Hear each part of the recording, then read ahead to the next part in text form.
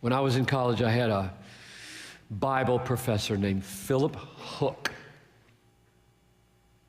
And I can remember the day he asked the question to the class and waited a long time for an answer, "What's the gospel?"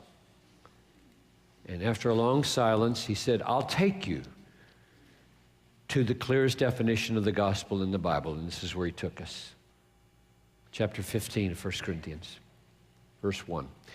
"Now I would remind you, brothers, of the gospel I preached to you, which you received, in which you stand, by which you're saved, if you hold it fast. The gospel I preached to you, unless you believed in vain." And now he starts the definition. "For I delivered to you as of first importance what I also received, that Christ died for our sins." So the first thing I'm going to say is the gospel is an event. In history, totally non-subjective.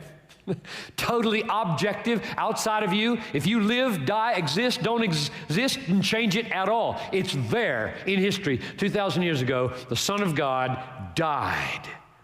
That's essential to the gospel. Any dehistoricizing, any demythologizing that says history doesn't matter, facts don't matter, just count it out, that's not biblical. Christ died. That's the main event. The resurrection, I suppose I should keep reading for another verse or two.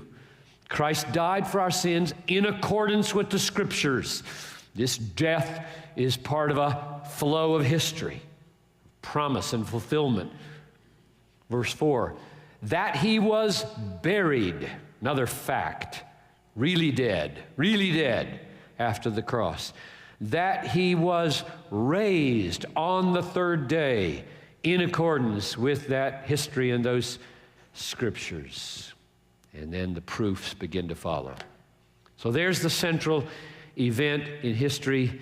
Jesus Christ, Son of God, has died, buried, and has been raised from the dead.